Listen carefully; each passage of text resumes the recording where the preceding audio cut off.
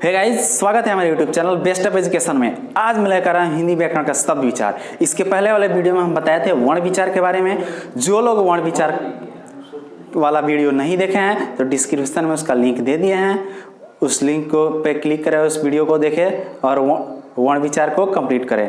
अब शब्द विचार को स्टार्ट करते हैं। स्टार्ट करने से पहले आपसे एक छोटी सी रिक्वेस्ट है कि अभी तक हमारे चैनल को सब्सक्राइब नहीं किया है तो चैनल को सब्सक्राइब करें और बगल में दिखने वाले बेल घंटी को भी दबा दें ताकि जब भी मैं वीडियो अपलोड करूं सबसे पहले आप तक पहुंचे। चलिए अब वीडियो को स्टार्ट करते हैं। सबसे पहले जानते हैं शब्द विचार। इसका परिभाषा होता है कि वर्णों या ध्वनियों के सार्थक मेल को शब्द कहते हैं। वर्णों या ध्वनियों के सार्थक मेल को शब्द कहते हैं। शब्द का मतलब होता है जिसका अर्थ क्या हो, सार्थक हो। जैसे पानी हो गया, घर हो गया, जल हो गया, सड़क हो गया इत्यादि, ये शब्द होता है शब्द। शब्द के प्रकार। उत्पत्ति के आधार पर शब्द 4 प्रकार के होते हैं। उत्पत्ति के आधार पर शब्द 4 प्रकार के होते हैं। सबसे पहला होता है तत्सम, दूसरा होता है तद्भव, तीसरा होता है देशज और चौथा होता है विदेशज। अब इसके बारे में देखते हैं कि तत्सम शब्द होता क्या है।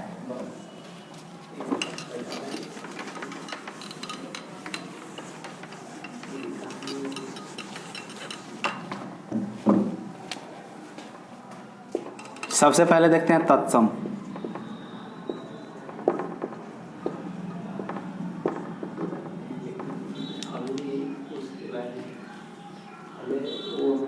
तत्सम होता है संस्कृत का शब्द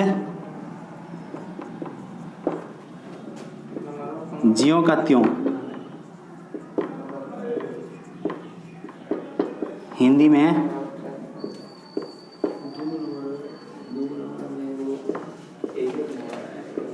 प्रयोग होता है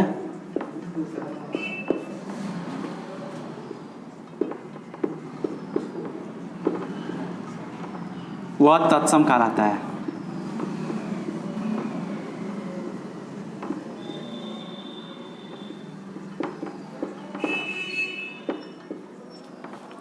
कहने का मतलब यह है कि संस्कृत का शब्द ज्यों का त्यों हिंदी में प्रयोग होता है उसे तत्सम कहते हैं। जैसे पुष्प हो जाएगा, जगत, फल इत्यादि। ये जो शब्द है जिस प्रकार से संस्कृत में उपयोग होता है वैसे ही इसका उपयोग हिंदी में होता है। दूसरा है तद्भव।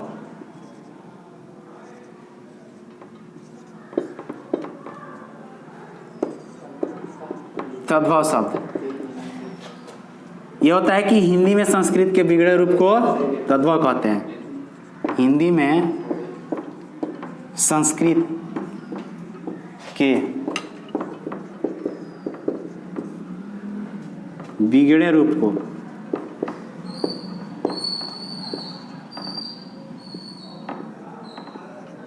तद्भव कहते हैं।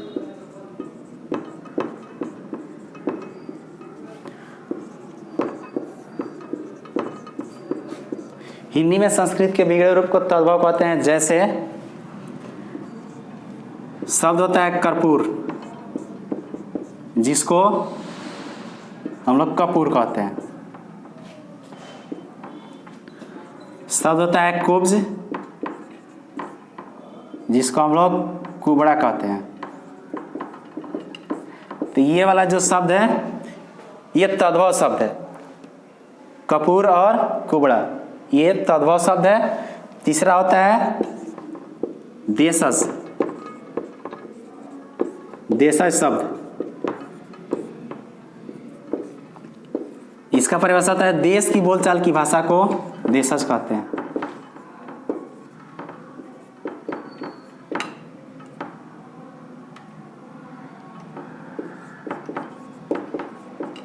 देश की बोलचाल की भाषा को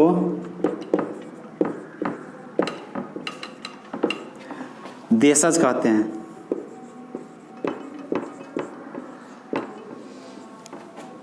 जैसे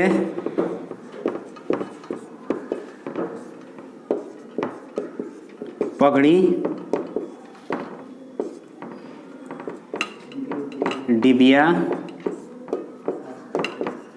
लोटा इत्यादि। अब विदेशज, जिन शब्दों का जन्म विदेशों में हुआ है उसे विदेशज कहते हैं। जिन शब्दों का जन्म विदेशों में हुआ है उसे विदेशज कहते हैं। जैसे अंग्रेजी, अंग्रेजी के अंतर्गत है हॉस्पिटल, डॉक्टर इत्यादि। फारसी, फारसी के अंतर्गत आता है आराम, अफसोस इत्यादि। इसके बाद आता है अरबी, अरबी में आता है असर, किस्मत इत्यादि। इसके बाद अब देखते हैं रचना या बनावट की दृष्टि से शब्दों के प्रकार। रचना या बनावट की दृष्टि से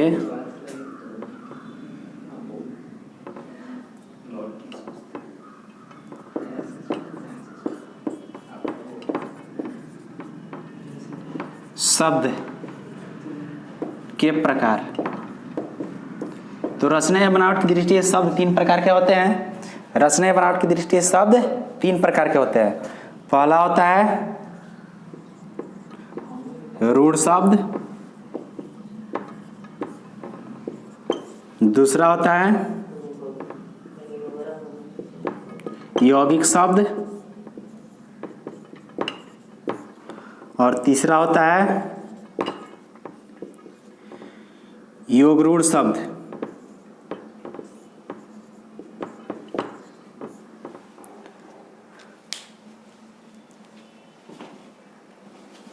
इसके बाद इसके परिभाषा के बारे में जानते हैं, देखते हैं।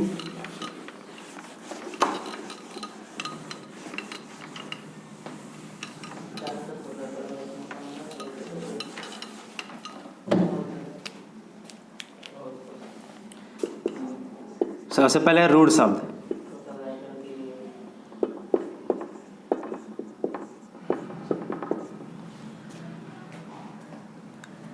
रूढ़ शब्द वे हैं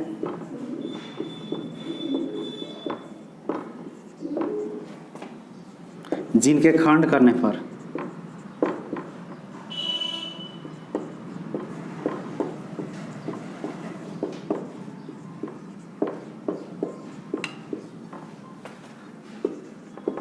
कोई अर्थ ना निकले।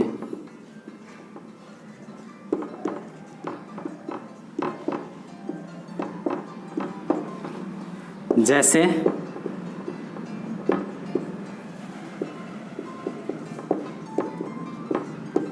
जैसे पानी, पानी का खंड करेंगे तो पा और नी होगा, जिसका कोई अर्थ नहीं निकलेगा। दूसरा है यौगिक शब्द।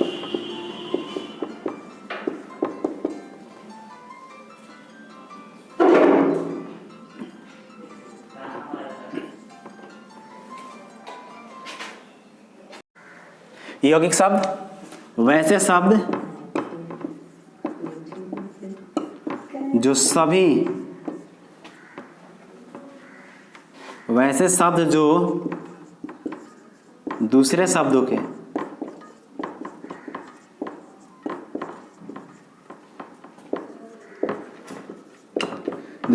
के मेल से बने हो और जिसका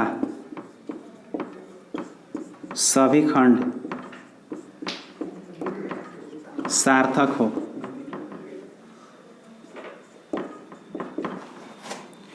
यौगिक शब्द कहलाता है।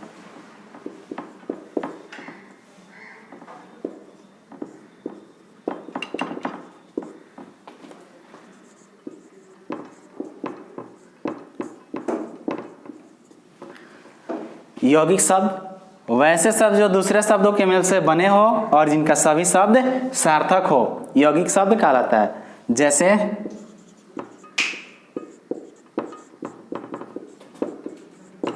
हिमालय, हिमालय का खंड करेंगे तो हिम और आलय होगा।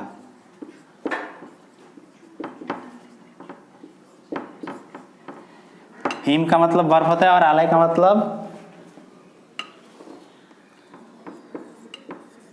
मतलब घर होता है।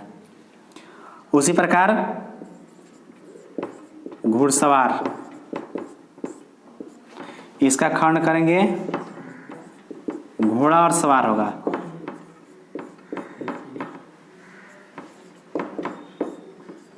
इत्यादि।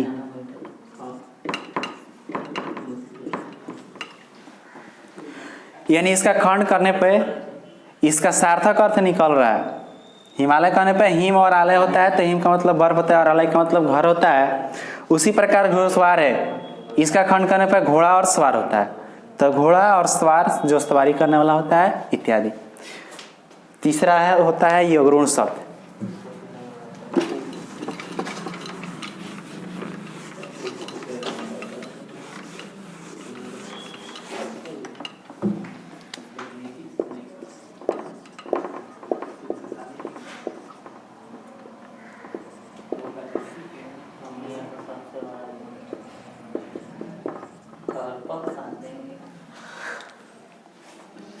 ये अवरोध शब्द होता है वैसा शब्द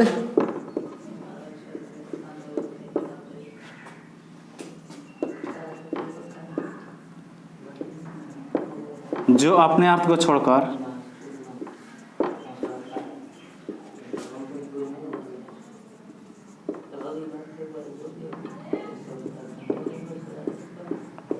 अन्य अर्थ प्रकट करता है।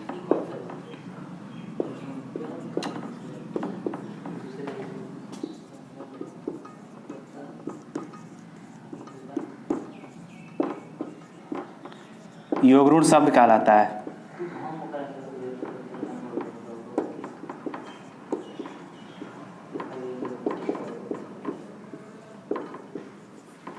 यानी वैसा शब्द जो अपने अर्थ को छोड़कर अन्य अर्थ प्रकट करता है, वैसा शब्द योगरूढ़ शब्द कहलाता है। जैसे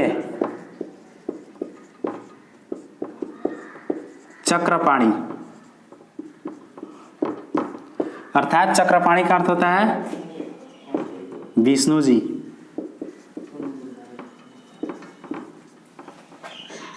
उसी प्रकार होता है नीलकंठ, जिसका अर्थ होता है शिव जी।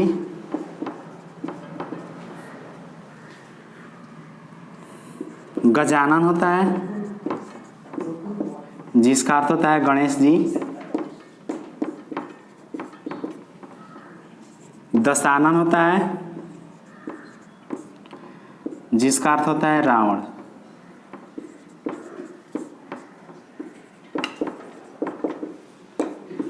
इत्यादि। तो ये सब है योगरूढ़ शब्द। यानी योगरूढ़ शब्द होता है जो अपने अर्थ को छोड़कर दूसरा अर्थ प्रकट करता है, वैसा शब्द योगरूढ़ कहलाता है। इसके बाद देखते हैं